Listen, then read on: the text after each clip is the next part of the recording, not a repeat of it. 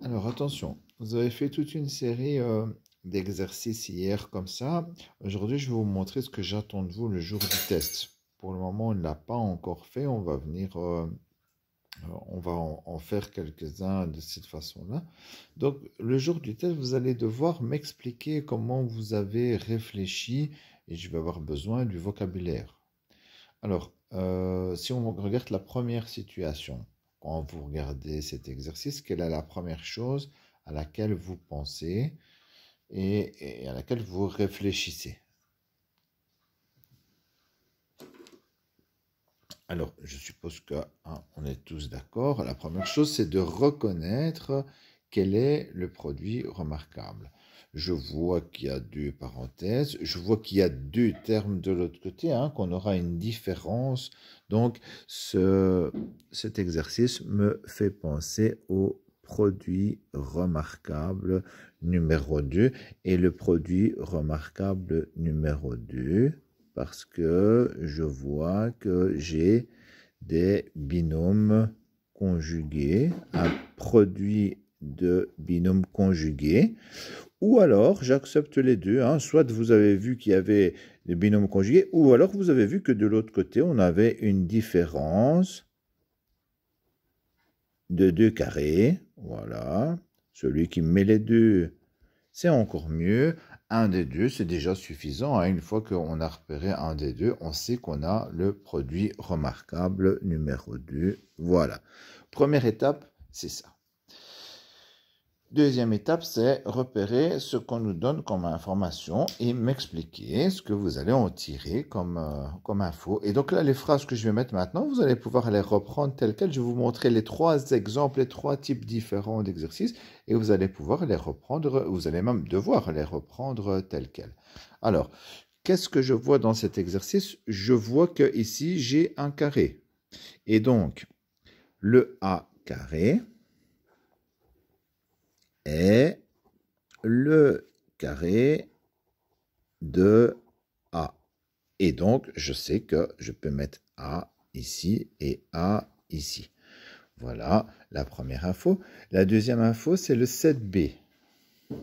Et le 7B, lui, je dois le mettre au carré. Donc la phrase, dans ce cas-là, ce sera le carré de 7B est 49 B carré.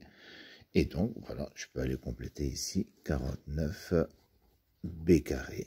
Voilà ce que j'attends de vous dans le test de compléter, mais surtout le vocabulaire. Il y aura plus de points pour le vocabulaire que pour compléter. Compléter, vous devez savoir le faire. Maintenant, ce que vous devez travailler, c'est le vocabulaire. Alors, je fais le deuxième sur la même vidéo. Donc, vous avez compris le principe. En rouge, d'abord, reconnaître le produit remarquable. Ici, je vois qu'il y a 1, 2, 3 termes. Et de l'autre côté, j'ai une parenthèse au carré. Donc, forcément, là, c'est le produit remarquable numéro 1. Produit remarquable numéro 1, comment je justifie? Je vois ici que c'est le carré d'une différence.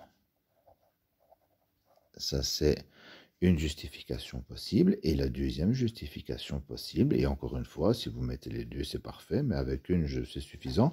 Ici, je vois qu'il y a 3 termes. Voilà, 3 termes, ça veut dire qu'on aura du carré et le double produit. Voilà la première étape. Deuxième étape, qu'est-ce qu'on me donne comme info? On a le 3a carré ici dans la parenthèse et le 3a carré, on va devoir le mettre au carré. Donc, j'écris le carré de 3a carré est 9a4. Voilà, et donc je peux écrire ici 9 à 4 devant le plus. Hein. Les carrés, c'est toujours devant le plus.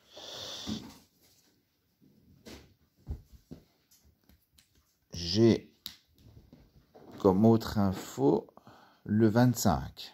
Le 25, bah, c'est un carré. Donc, 25 est le carré de 5. Donc, je peux mettre le 5 dans la parenthèse. Il me reste maintenant à trouver le double produit. Et donc, le double produit est donc 2 fois 3a carré fois 5.